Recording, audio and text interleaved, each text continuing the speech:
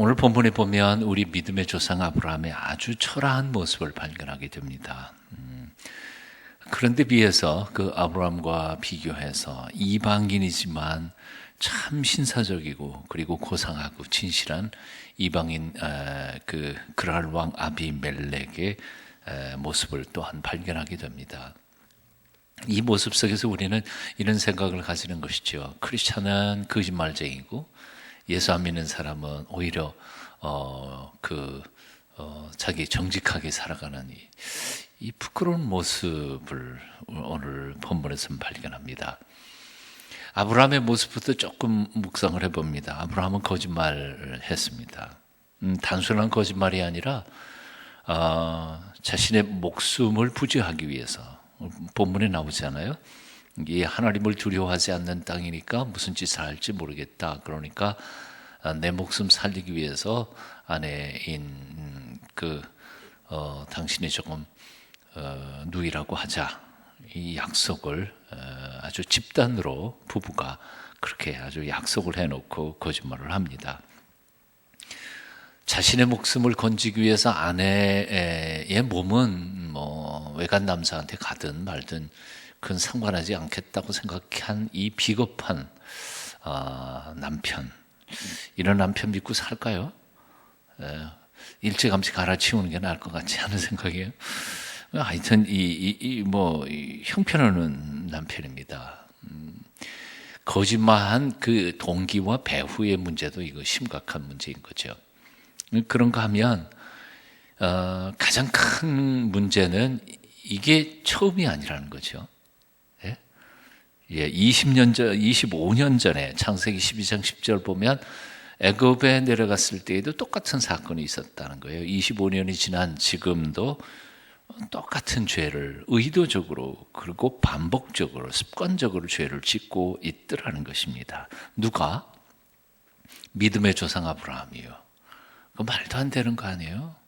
어떻게 그럴 수 있을까 하는 것이지요. 여기서 우리는 몇 가지를 발견하게 됩니다. 한번 따라해 볼까요? 거짓말은 습관이다. 한 번 습관 들으니까 그냥 자기도 모르는 사이에 분리하니까 또 거짓말 또 튀어나오는 거죠. 습관입니다. 습관뿐만 아니라 사실은 거짓말은 자식들에게도 물려줍니다. 이 창세기 쭉 읽어가다가 보면 나중에 이삭이라는 아들도 똑같은 경우에 똑같은 케이스로 그렇게 똑같은 말 하지 않아요? 안 그래요?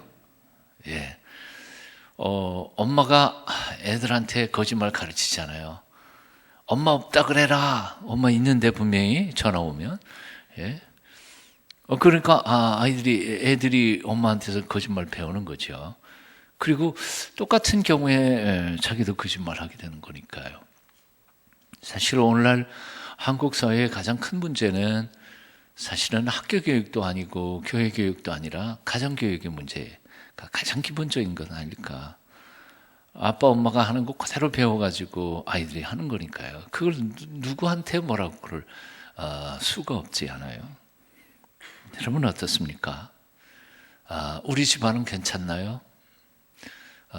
나는 어떨까요? 아이들 앞에. 자, 아브라함에 비해서 이 아비멜렉이라고 하는 사람은 참 어떻게 보면 굉장히 존경스러운 사람이었습니다. 사라가 아브라함의 누이라고 했기 때문에 데려올 생각을 했었던 거죠. 만약 아내라고 그랬으면 데려올 생각을 전혀 안 했을 겁니다. 오늘 본문에도 보면 그래요.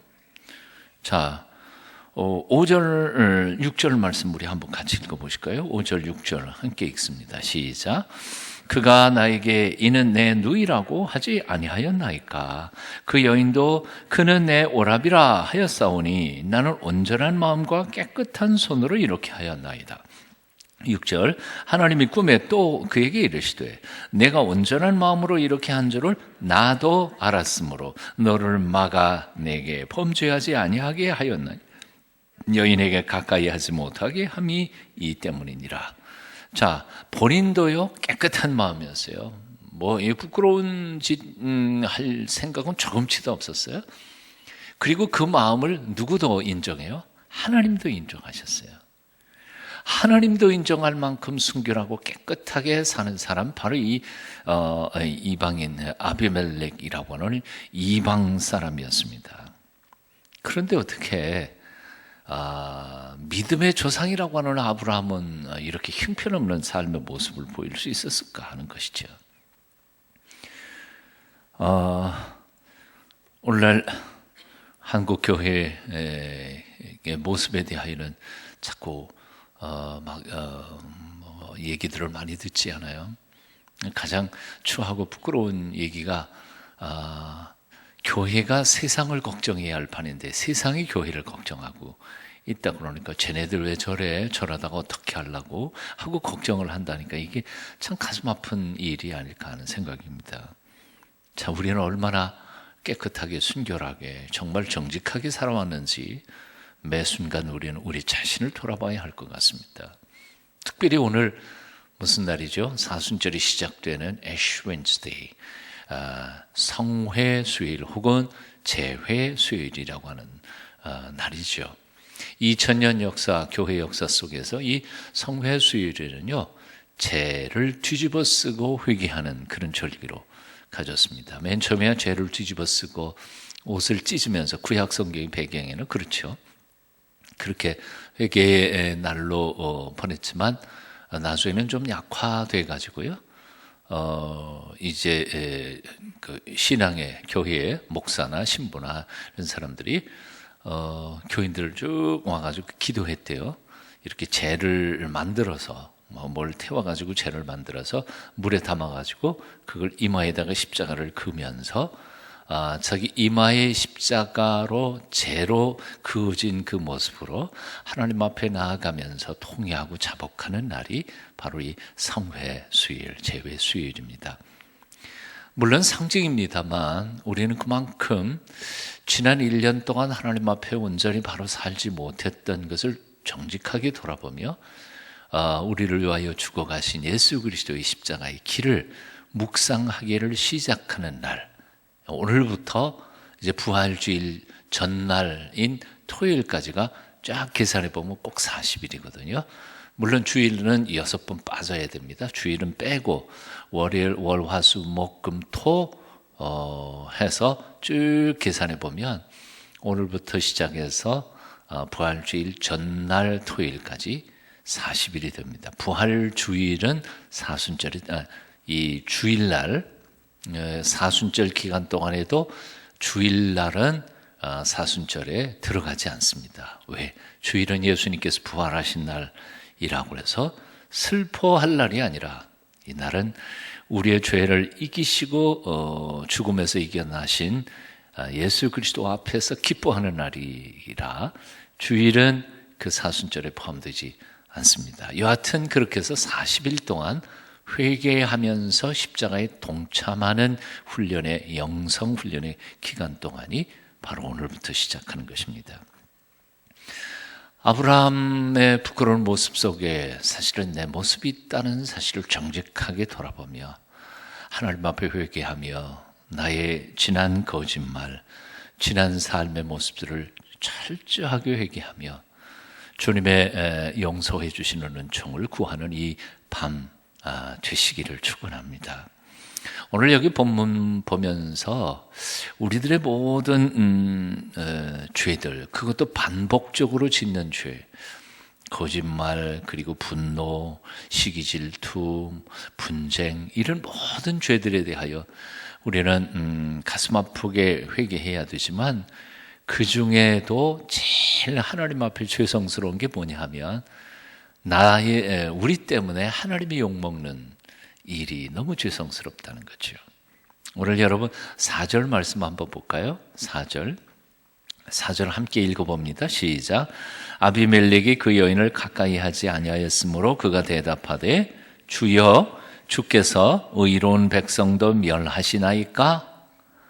이방인이 지금 하나님한테 대드는 거예요. 하나님, 이런 법이 어디 있습니까? 제가 잘못한 게 없는데 왜 나한테 이렇게 심판을 내리십니까? 그러니까 지금 신문을 당하는 게 누구예요? 하나님이 신문을 당하세요. 누구 때문에요? 아브라함 때문에요. 참 말이 안 되는 거죠. 얼마나 가슴 아픈 일이에요. 그러니까 내가 욕먹는 건 괜찮아요. 내가 혼나는 건 괜찮아요. 내가 죄 지었고, 내가 거짓말했고, 내가 사기쳤고, 뭐 내가 화냈고, 싸웠고, 그런 거에 대하여 사람들이 욕하는 거에 대해서는 오케이, 내가 잘못했으니까 내가 받는 건 싼 거죠. 하지만 나 때문에 내가 믿는 그 하나님이 있긴 있냐? 하나님의 존재 여부에 대하여 불신자들이 그렇게 대드는 것에 대하여 우리는 얼마나 가슴 아프게 생각해야 하느냐 하는 것이지. 하나님이 있다면 너희들 왜 그 모양이냐? 하나님이 없는 게 분명하지 않냐? 하나님께서 모독을 받으시는 것, 이것은 정말 기가 막히게 하나님 앞에 죄송스러운 일이라는 생각이 듭니다. 회개해야 할 것이라고 생각합니다. 자, 요즘에 한국 교회의 모습들을 돌아보면서 너무 죄송해요. 정말이요. 목사들의 허물고 죄를 신문, TV 방송에 하면서 목사가 된 게 너무 죄송하고요. 한국 교회의 지도자들이 된 것에 대하여, 지도자들이 벌이는 그런 죄악에 대하여 참 너무너무 죄송하고, 이걸 그 사람은 제대로 목사가 된 것도 아닙니다. 요즘에도 얼마 전에도 사건 터졌는데 보니까 지가 목사가 됐는지 안 됐는지 그것도 모르겠더라고요. 어느 교단 소속인지도 모르고 목사 명부에도 없고 그러니까 그냥 목사라고 사칭해가지고 돌아다니는 범죄자들도 꽤 많은 것 같아요. 그럼에도 불구하고 이 한국 사회에서 한국 교회가 욕을 먹는 것에 대하여는 우리는 가슴을 치면서 내 탓이요 하고 회개하고 바로 설 때 아마 한국 교회의 미래가 있지 않을까 하는 생각해 봅니다. 얼마 전에도 갈렙입니까? 어디 여론 기관 조사에서 나온 거 보니까 한국 난 크리스찬들에게 있어서 신뢰도 1위가 불교 신자들하고 오히려 거꾸로 2위가 캐톨이고 3위는 절반 수준도 안 되는 개신교 신자들은 믿을 사람들이 못 되다. 그리고 이렇게 떨어진 걸 생각해 보면 참 기가 막힐 노릇입니다. 주님께서 말씀하셨던 산상수훈의 말씀 기억하시죠? 내가 너희에게 이르노니 너희 의가 바리새인과 서기관보다 낫지 아니하면 결단코 천국에 들어가지 못하리라. 우리의 의입니다. 우리가 믿음으로 의롭다함을 받는다 그렇게 말하고 있지만 입으로만 하는 게 과연 의냐? 아니거든요. 행실이거든요. 정말 믿습니다 소리를 치지만 삶이 정직하지 못하고 순결하지 못하다면 그 믿음의 뿌리가 진짜겠냐? 그건 의심할 수밖에 없는 거지. 예? 그러니까 행함과 믿음을 따로 두 개로 쪼개놓을 게 아니고 행함이 옳지 못한 믿음은 그건 진짜 믿음이라고 말할 수 없지 않아요. 믿음으로 우리가 구원함을 받는 건 틀림이 없지만 그러나 진정한 참된 믿음을 가지고 있다면 행함은 당연히 따라오는 것이어야 되지 않을까요? 우리는 정직해야 되지 않겠습니까? 한 번 약속한 것은 손해를 볼지라도 지켜야 되지 않겠습니까? 예? 우리의 입술을 조심해야죠. 예수 안 믿는 사람들하고는 달리 우리의 말은 좀 곱고 성경에도 말씀드린 것처럼 쟁반에 굴러가는 구슬처럼 소금처럼 고르게 따뜻한 마음으로 사람들을 위로할 수 있는 사람들로 성숙해 가야 되지 않겠냐.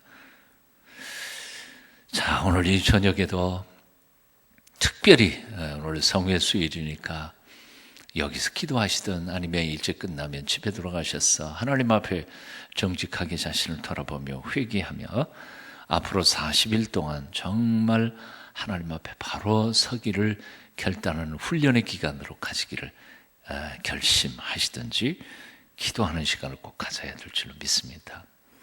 자, 하지만 오늘 본문은요, 실제로 이 아브라함의 부끄러움을 드러내기 위해서 주신 본문은 아닌 것 같아요. 이 본문의 핵심은 어디에 있냐면 아브라함의 수치스러운 모습에 있는 게 아니라 사실은 그렇게 수치스러운 아브라함을 끝까지 감싸시고 또한 그를 용서하시고 다시 세워주시는 하나님의 긍휼하신 은혜에 있다는 것이죠.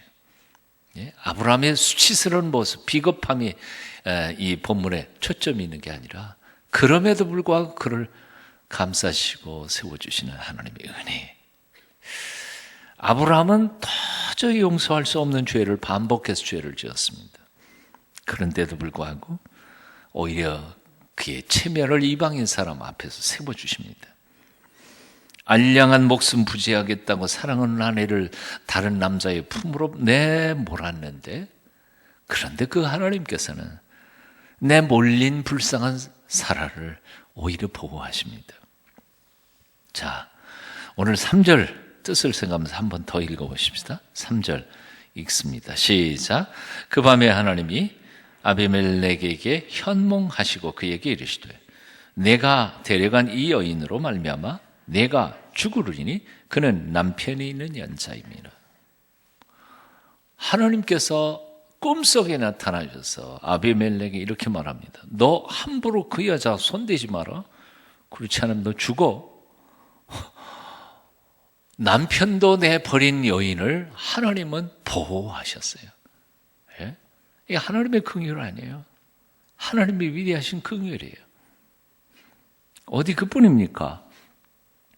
하나님께서는 아브라함에게 대하여도 그 똑같은 죄를 지어놓고 애굽에서도 25년 전에 똑같이 저질러 놓고도 하나님의 은총 때문에 다시 살아나는데 이번에 또 똑같은 죄를 지어놓고 그러고 있는 걸 보니까 하나님께서 혼을 내실 만도 한데 하나님이 혼을 안 내세요.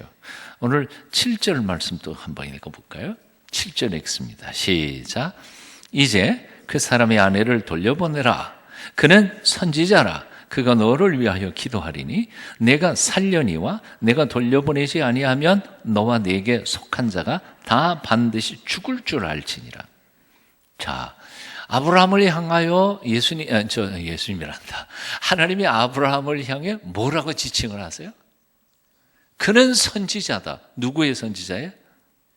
내 선지자다. 나의 종이야. 예? 그러니까 그 선지자 감히 건드렸다가는 나한테 너 국물도 없어.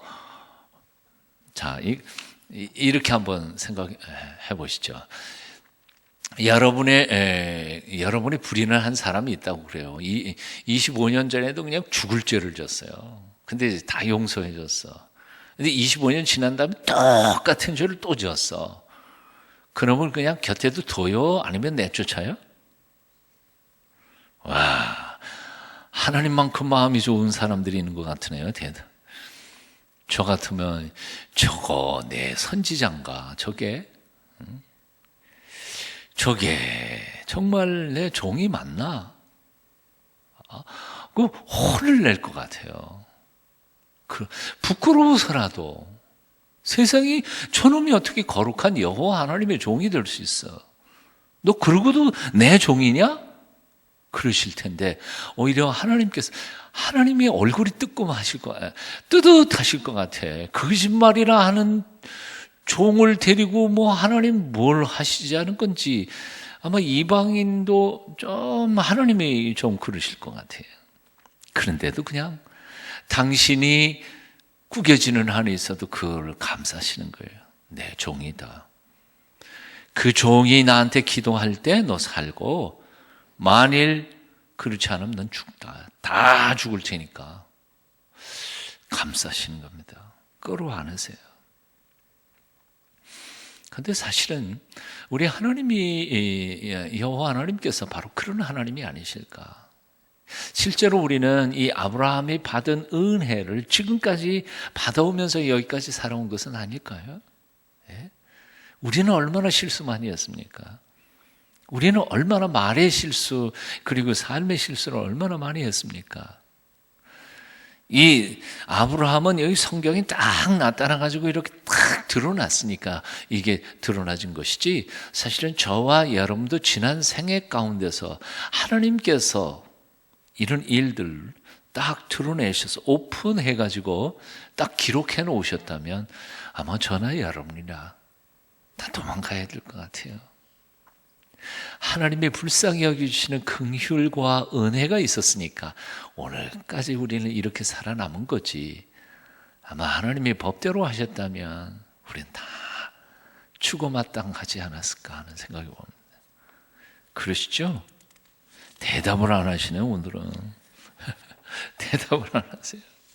하나님은 형편없었던 나를 여전히 끌어안으시고 목사로 써주시고, 그래도 난 너 기대한다, 널 통해 영광 받기를 원한다, 난 널 사용할 거다, 그러니까 너무 좌절하지 말고 다시 일어서 하나님께서 우리에게 은혜를 베푸시고 다시 부끄러운 체면, 형편없는 우리를 다시 일으켜 세워서 거룩한 일꾼으로 써주시는 것이 얼마나 큰 은혜인가요.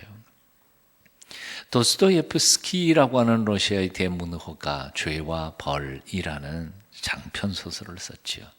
이 죄와 벌, 사실은 톨스토이를 우리가 참 굉장히 좋아하고 많이 더 알려져 있지만, 러시아 문학을 공부하신 분들은 이렇게 얘기해요.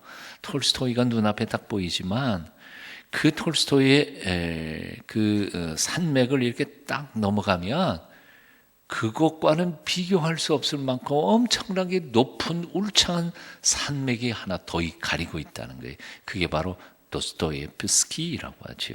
도스토예프스키는 사실은 톨스토이보다 훨씬 더 거장입니다, 문학이. 도스토예프스키가 쓴 이 죄와 벌, 내용은 아시는 것처럼 아주 기독교적인 구원에 대한 교리를 소설로 만들어낸 것이죠. 그런데 여기서 우리가 기억해야 할 것은 성경 속에 나타난 신학적 교리 중에 가장 중요한 것은 죄와 벌이 아닙니다. 예? 죄와 은혜이죠. 예? 성경에서 가장 중요한 것은 죄 지은 사람 벌 주시는 하나님이 아니라 사실은 죄를 지었음에도 불구하고 당신이 벌 받으시고 우리를 용서해 주시는 하나님의 긍휼과 은혜가 성경에 있어서 가장 중요한 신학적 교리라는 것이죠. 필립 얀시라고 하는 사람의 이제 놀라운 하나님의 은혜라고 하는 책 속에 보면 이런 얘기가 나옵니다. 한때 영국에서 열렸던 비교 종교학 회의의 내용을 쭉 설명해요.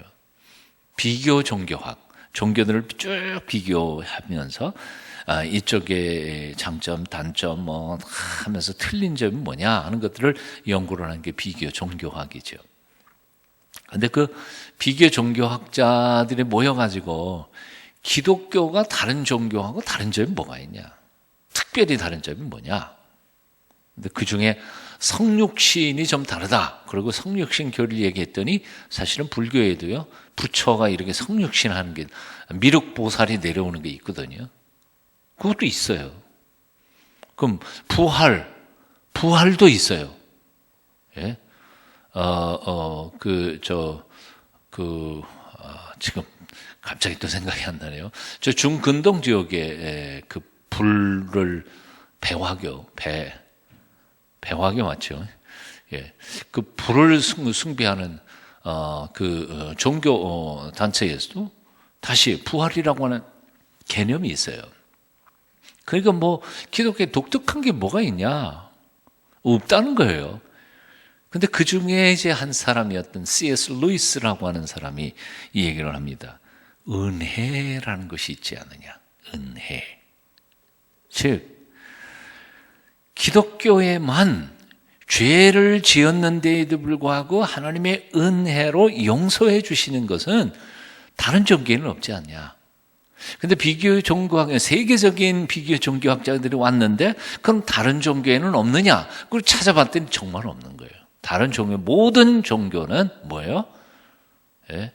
죄를 지으면 심판하는 거고, 착한 일 했으면 상 주는 거고, 권선징악. 이게 모든 종교의 딱 패턴이고 룰이고 폼인데, 기독교에는 죄를 지었는데 신이 대신 받아놓고 죄 지은 자를 용서해 주는 이 은혜라고 하는 것은 오직 기독교 하나에만 있다.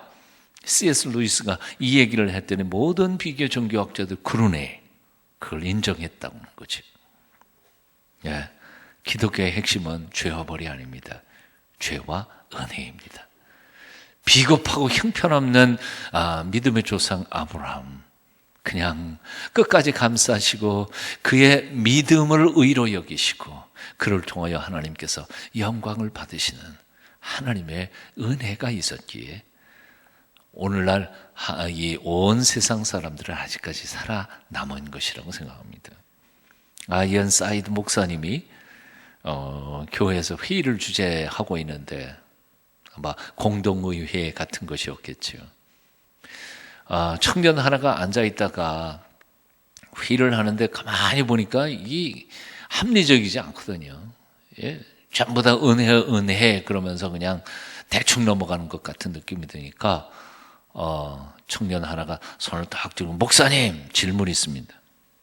그리고 일어나가지고 이렇게 소리친 겁니다. 목사님, 법대로 합시다. 법대로. 왜 법은 자꾸 잊어먹고 자꾸 은혜로 하면서 막 넘어갑니까? 그랬더니 아이언사이드 목사님이 그 청년을 향해서 웃으면서 이렇게 말하더라는 거죠. 형제요, 하나님이 만일 형제에게 법대로 했으면 형제는 지금 어디가 있을까? 어디가 있을까요? 지옥 아름으로 갔겠죠. 그러나 여러분 오해하지 않으셨으면 좋겠습니다. 오해하지 않으셨으면 하나님의 은혜가 있으므로 지난 우리의 모든 허물과 죄는 용서받고 하나님의 거룩한 아들과 딸이 되는 구원의 교리, 이것이 바로 성경의 가장 중요한 핵심입니다. 로마서에서 사도 바울은 이 말이 오해될까 봐 이 말을 첨부합니다. 자, 그렇다면 은혜를 더 받기 위하여 죄를 지어야 하느냐?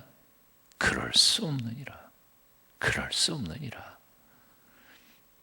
하나님의 은혜로 구원받고 하나님의 은혜로 거룩한 하나님의 아들이 되고 딸이 됐는데 그 은혜를 기화로 해서 그럼 이젠 아무렇게나 막 살아도 되나? 아니, 그럴 수 없다는 거죠. 하나님의 은혜로 구원받은 사람이 어떻게 죄를 지을 수 있겠느냐 말이에요.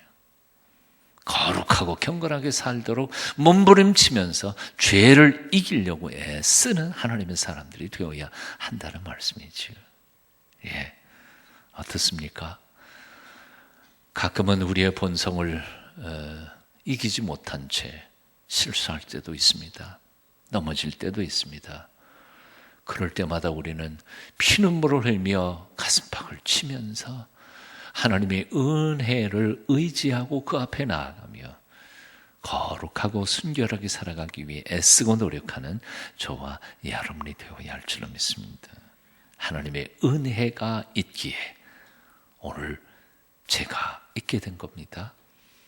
그리고 그 은혜가 은혜되게 하기 위해서는 나의 남은 삶은 어떻게 하든지 거룩하고 정결하게 살아가기 위하여 애쓰고 몸부림쳐야 한다는 사실입니다.